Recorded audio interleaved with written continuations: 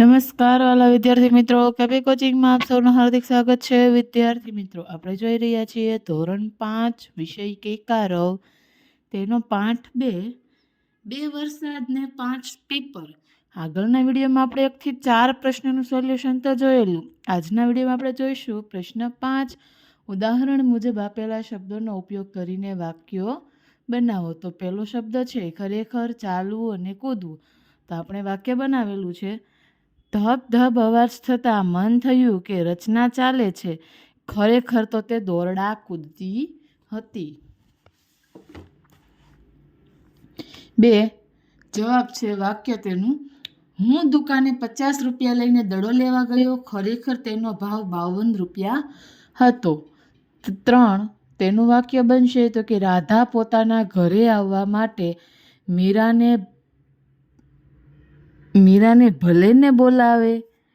4 તેનું વાક્ય છે પરીક્ષાને હજુ તો ઘણી વાર છે, બાળકો ભલે ને રમે। 5 ભલે ને વાતો કરવી ભણાવવું। તો વાક્ય નૈના ભલે ને વાતો કરે, મારું ધ્યાન તો ભણવામાં જ છે। 6 વાક્ય પ્રયોગ, બાળકો મસ્તી કરતા હતા ત્યાં જ પ્રિન્સિપાલ ઓચિંતા આવી ચડ્યા। પ્રશ્ન 6 લુચ્ચો વરસાદને આધારે નજીકનો અર્થ ધરાવતું વાક્ય શોધી ખરાની નિશાની કરો। તો પેલું, ભાઈ સાહેબ તો ધોધમાર રડે છે। તો 3 આપણને વાક્યો આપેલા છે, તેમાંથી જવાબ આવશે વરસાદ તો મોટો ધધુડાની જેમ વરસી રહ્યો છે। 2 મોઢેથી હસે છે અને આંખોથી રડે છે। તો તેનો જવાબ છે વાદળ થઈ ગાજે છે અને વરસાદ થઈને વરસે છે। 3 મોરના સુંદર આંખોવાળા પીછા ભીજવી નાખે છે। તો તેનો જવાબ છે વરસાદથી પલળેલા મોરના પીછા સારા નથી લાગતા। 4 વરસાદનો સ્વભાવ વિચિત્ર લાગે છે। તો જવાબ વરસાદ ધાર્યા કરતાં જુદી રીતે વર્તે છે। પ્રશ્ન 7 લુચ્ચો વરસાદના પહેલા ફકરા કરતાં ઉલટા અર્થવાળો ફકરો અહીં આપ્યો છે, એ રીતે બીજા ફકરાનો ઉલટા અર્થવાળો ફકરો બનાવીને લખો।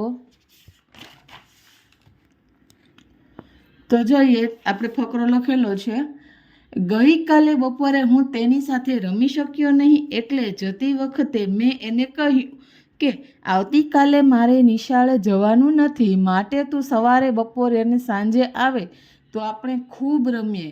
એ તો ખૂબ જ પ્રેમાળ, આથી એ સવારે બપોરે ને સાંજે આવ્યો।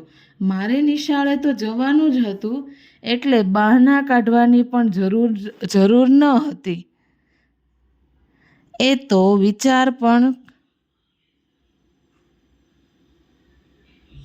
વિચાર ખાસ મને મળવાનો જ હતો, એટલે જ મારી વાત માનીને આવ્યો। પ્રશ્ન 8 જોડકા। તો પહેલાનો જવાબ આવશે ડી, બીજાનો જવાબ આવશે એ, ત્રીજાનો જવાબ આવશે ઈ, ચોથાનો જવાબ આવશે સી અને 5 નંબરનો જવાબ આવશે બી।